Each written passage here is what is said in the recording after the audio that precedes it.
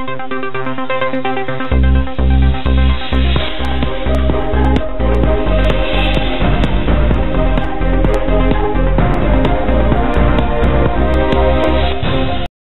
fokus kepada tawaran peluang pekerjaan, Karnival Kerjaya Pemuda Barisan Nasional BN 2012 turut mengambil pendekatan dalam pembangunan kerjaya yang menawarkan pembaharuan bagi membolehkan graduan yang menganggur memperoleh peluang kerja.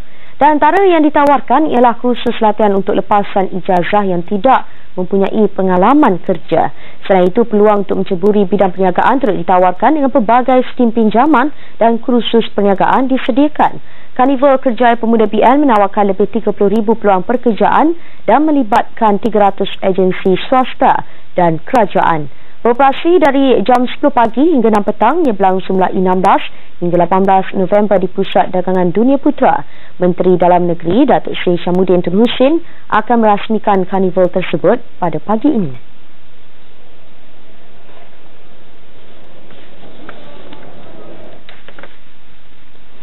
Dan bagi mendalami permintaan graduan, berhubung perkara ini bersama kita di talian yang di-Pertua Majlis Perwakilan Pelajar Universiti Utara Malaysia, Guru Amirul Faiz Buseman.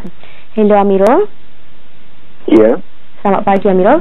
Jadi Amirul, bagaimana pameran kerjaya sering diadakan dan pastinya sasaran adalah projek lepasan graduan dan juga penganggur dari akal umbi sendiri. Apakah kelainan yang diharapkan dari graduan dalam expo seperti ini? Bismillahirrahmanirrahim. Saya berpendapat ini merupakan satu usaha dan inisiatif yang baik, dan itu fakta. Tambahan dengan hampir 30,000 peluang pekerjaan ni sebenarnya membuka peluang kepada graduan yang baru habis belajar dan yang baru habis pengajian untuk bekerja. Selaku golongan mahasiswa, kami harapkan daripada hari ke hari akan lebih wujud lebih banyak di job fair ini untuk memberi peluang kepada mahasiswa untuk mendapatkan pekerjaan. Maka difahamkan dalam job fair yang dianjurkan oleh pemuda pada kali ini ada lebih 350 syarikat multinasional yang menawarkan pekerjaan. Jadi tidak salah sebenarnya job fair ini diadakan, dan malah ia merupakan satu inisiatif yang terbaik yang diangkat oleh pemuda untuk survivor orang muda di Malaysia.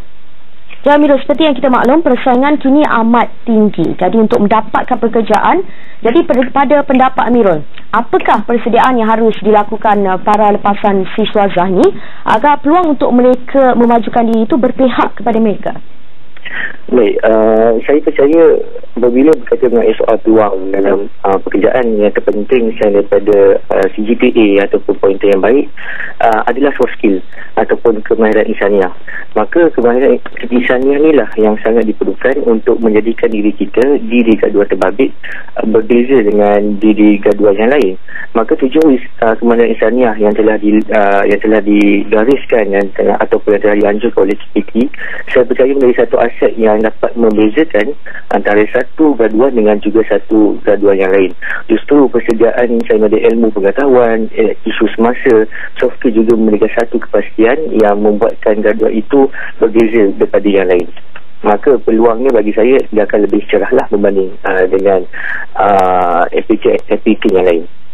Baiklah, terima kasih Amirul kerana sudi berkongsi pendapat bersama kami di Astro Awani. Dan itu dia tadi yang di-Pertua Majlis Perwakilan Pelajar Universiti Utara Malaysia, Guru Amirul Faiz Buseman, dan kita